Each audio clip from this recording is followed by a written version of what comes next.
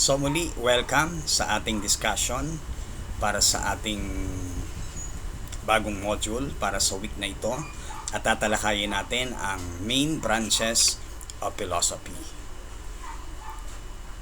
Part of that actually, pag tinignan nyo at sinearch nyo sa Google, gusto kong bahagi ng ating discussion, ay makita ninyo na maraming part actually ang philosophy.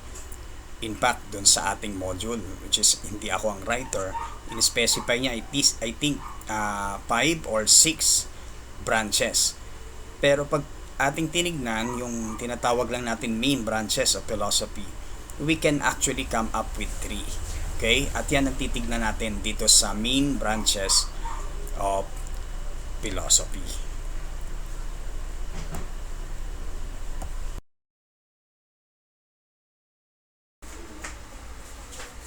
So, number 1 na major branch ng philosophy ang tinatawag nating ontology o yung tinatawag nating metaphysics.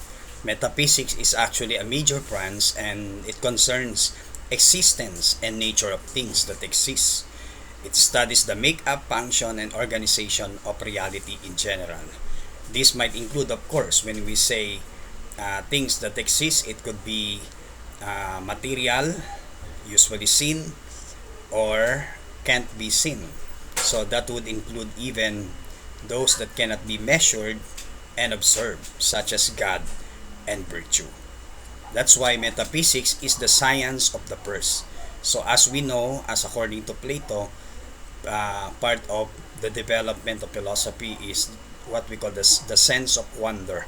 So they always somehow question about the source, how it all began. Okay? So that's why metaphysical knowledge is the science of the first causes. So the earliest philosophers wanted to know the explanation of the things they saw, and so the philosophy arose out of the desire to understand.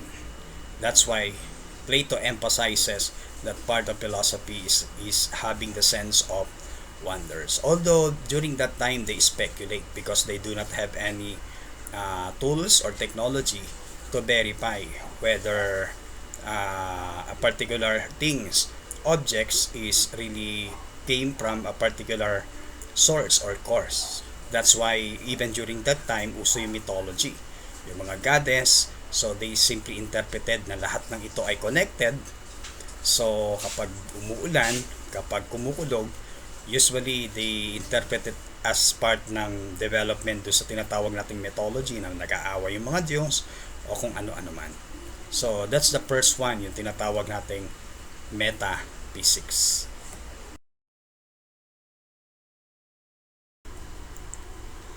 Now, in the study of metaphysics or ontology, there are two major topics involved or included. Yung tinatawag nating idealism and realism. So first, meron tinatawag na idealism. Para madaling tandaan, kunin natin yung pinaka-root word nito, yung tinatawag nating idea. That's why it's usually called mentalism. Okay? Or immaterialism. So, reality is actually dependent for its existence on the mind. That's why we call it idea. Okay? Idealism. Or they usually call it mentalism. So, kung ito'y sa mind, usually non-material, kaya ang tawag dito ay immaterialism. So reality is dependent for its existence on the mind and its activities. Okay, so things exist because I think of them. So the existence of things, whether it could be some object, okay, and it could be an idea or a belief, usually totally dependent on whether I think of them or not. So there are actually forms of idealism. Number 1, we have what we call as solipsism. So this is the view that only one's mind exists. This is a strange idea, but you think that you can never know anything that you than you and your thoughts. So anything that we actually perceive usually started in our minds. Okay? So sabi nila, the worst part of it is that we only think of things that we usually see as an illusion. Kaya ito'y tinatawag din nating solipsism. So, ang reality, hindi yung nakikita mo, kung may nakita ka notebook, hindi totoo yan, nasa isip mo lang, parang ganon. So, it could be highly possible yung mga tinatawag nating illusion, yung mga hallucination, okay? Even yung moment of dreaming natin, di ba? Without really, sabi nga nila, especially na movie na included or categorically described as fictional, parang illusionary lahat, okay? Parang sinasabi nga nila out of reality. So, ito yun, yung tinatawag nating solipsism. And number 2, we have what we call individual or subjective. So it claims that someone's mind exists as well as yours. Okay? But that everything else is just an idea in someone's mind. So medyo nag-level up sa solipsism. Kasi sa solipsism, illusion lahat yung nakikita mong mga object. Ang totoo lang, ikaw yung naiisip mo.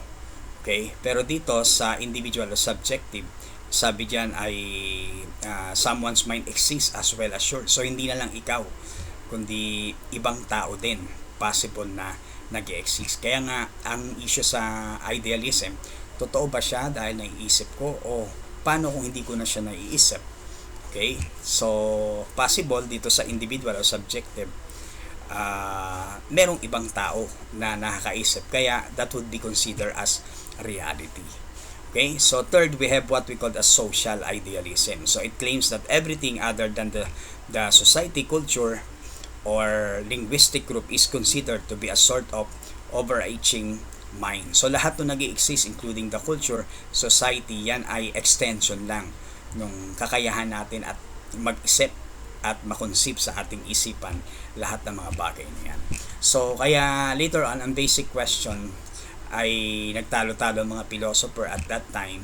So sabi ko nga, ang metaphysics, ito yung among the three branches, dito nagsimula lahat. Yung mga ideas, yung mga discussion. Okay? So kaya sabi nila, paano yun? So hindi pala real yun pag hindi mo naisip, hindi rin naisip ng iba. So nawawala yung reality, kaya pumasok tong divine. So si Bishop George Berkeley ay ang sabi niya, it claims that everything exists as an idea in God's mind. So kahit hindi naisip ng kapwa mo at ikaw mismo, as long na Diyos ay naririyan at sakop niya lahat niya, nasa kanyang kaisipan, that would be considered as part of what we call as reality. So sabi diyan, God thinks of things even when no individual person is actually thinking of them. That's why it's called divine realism.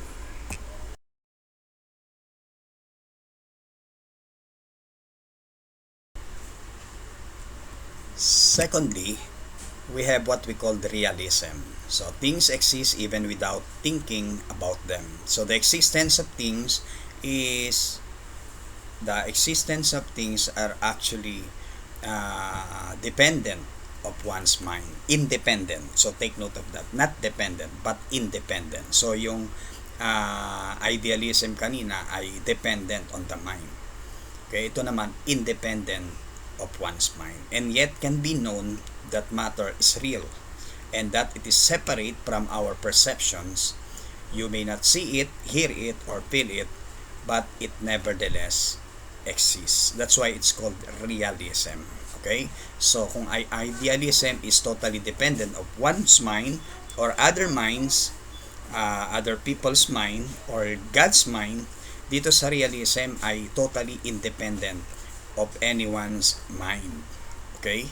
So kaya sabi diyan, hindi mo man nakikita to, naririnig ito, but nevertheless it actually exists. So there are types of realism. So of course we have the common sense realism, the view that external world as it appears to us. So the identification of reality is based on its appearance. So often referred to as direct or natural realism. So this is actually associated with Thomas Reid's Scottish School of Common Sense Philosophy. And actually this is also the basic difference with Platonic realism and Aristotelian realism. So sa Platonic, it holds that universal are separate. So take note of the words highlighted in that slide. So separate entities distinct from the particulars in which they may be found. While Aristotelianism o Aristotelian realism is not separable. Okay? So, dun sa tinatawag nating mga particulars. So, para maintindihan natin,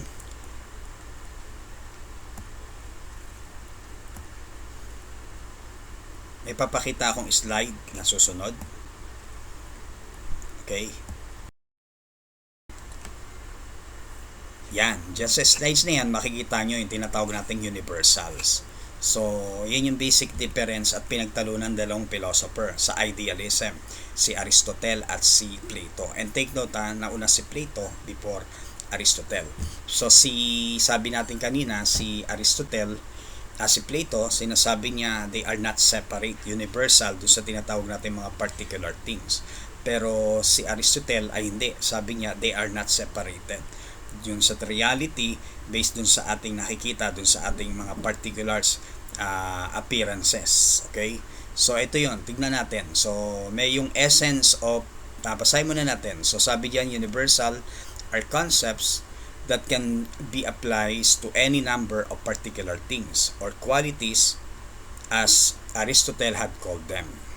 So they include colors like yung idea natin ng redness, okay, and characteristic like yung hardness and roundness. So tignan natin yung realism. So sa realism compared with conceptualism is the view that universals actually exist more than just simply names or more than just simply mental impression. So yun yung idealism natin kanina as if associated with what we called as conceptualism, which is the view that universal exists as a concept only in the mind. Okay?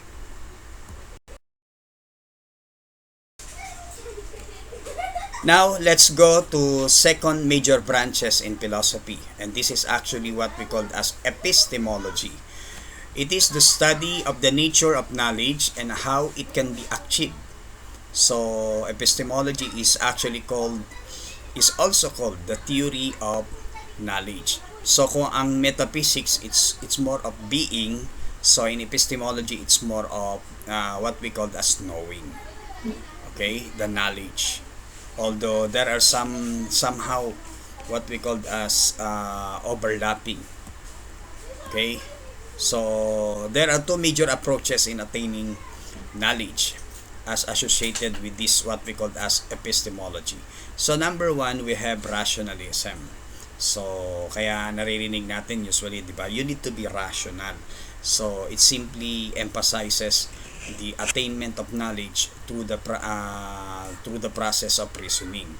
So, from self-evident principles. Later sa discussion natin about truth, madadaanan natin yung tinatawag nating self-evident principle, yung having its own identity, okay, and other things. So, ang mahalaga, ang pag sinabing rationalism, it's with the use or the process of reasoning. Okay, so in general, it is a philosophic approach that emphasizes reason. Take note of that as the primary source of knowledge. So Descartes, Spinoza, and Leibniz are the most famous rationalists. So next, we have what we call as empirism. So they are not exactly opposite, but it's more of a development. So sa empirism, it is the belief that we can only be sure of something once we have tested it. It's not enough just to know it. To prove it, we need to prove it through experiment. And that's the reason why empirism became a major aspect of what we now call as science. Okay? So, figuring things out by running a test or what we call as experiment. Okay? So, with the use of our senses, because it believes empirism, kapag sinabi natin empirical, dapat yan ay nahawakan, concrete, compared with rationalism. It's more of an abstract with the use of reasoning. Okay, so that's the basic difference of two major approaches in attaining knowledge.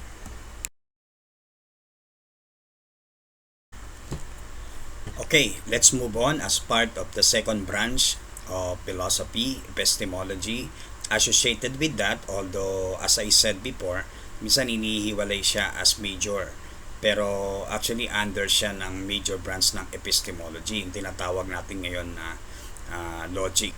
So sabi dito, both reason and experience, rationalism and empirism rely on logic to get from one idea to the next. So logic is a tool for figuring out everything that can be said based on what is already known to be true.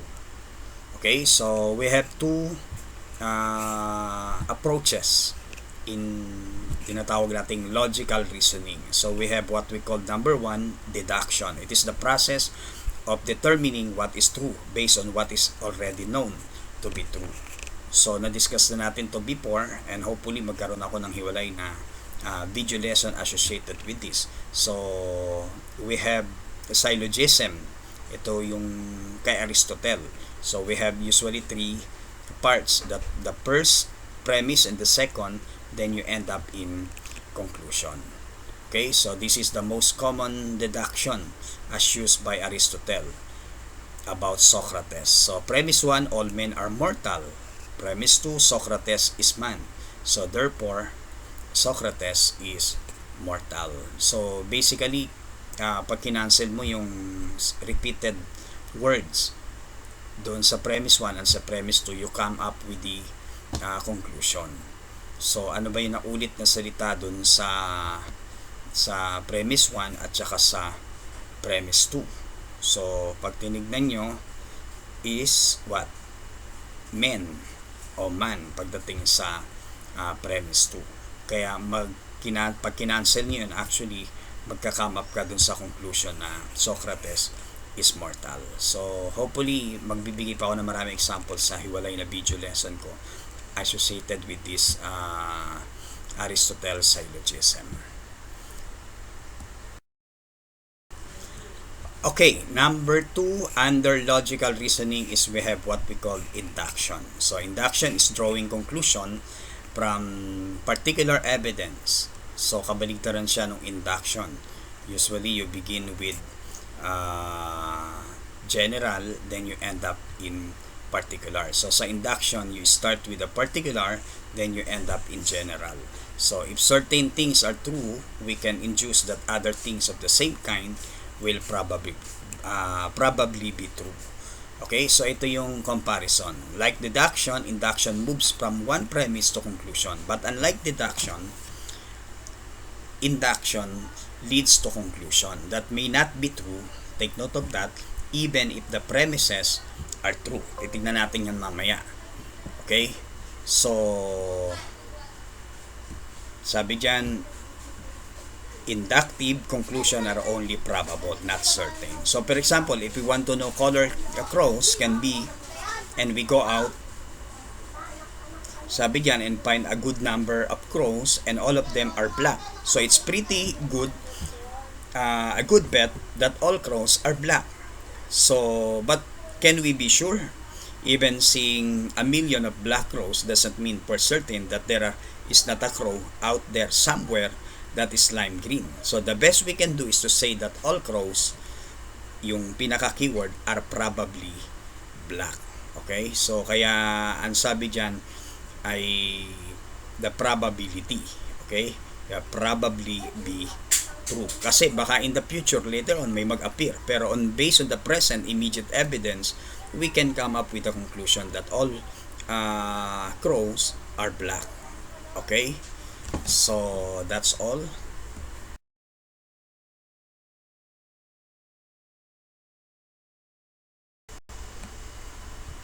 Okay, let's end with the last but not the least, third major branch or main branch of philosophy. This is what we call ethics.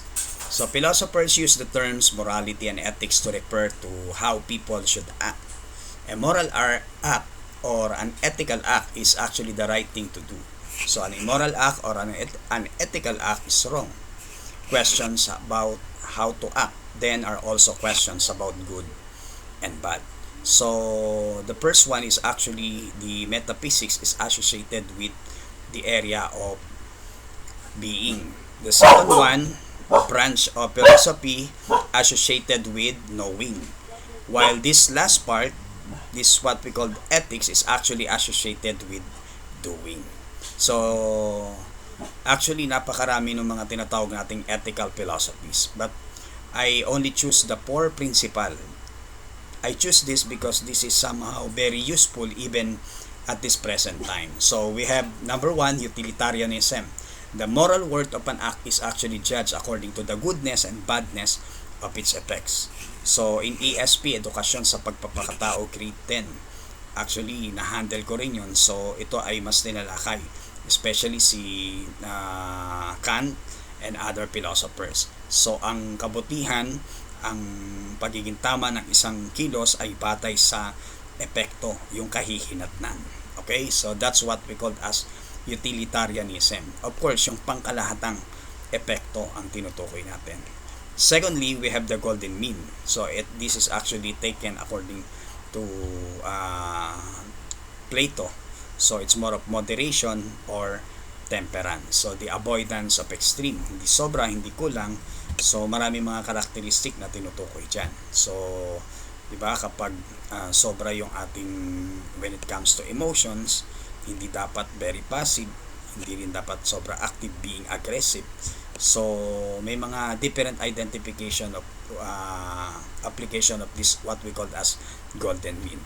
Then, of course, we have also the golden rule by Jesus. So, written in the gospel, specifically in the book of Matthew, do unto others what you want them do unto you. Then last, we have the categorical imperative. So, the necessary and absolute moral law believed to be the ultimate rational foundation of all moral act. It's not the moral action will be judged not according to the motive, not according to the consequence or effects, but basically, kaya sinabing categorical imperative, it's because it's based primarily on the action. Okay, so the ultimate rational foundation is the absolute moral law. It's the action itself. Regardless, sabi nila, regardless of the effects or even of the motive. What is important is the act itself. So, that's all.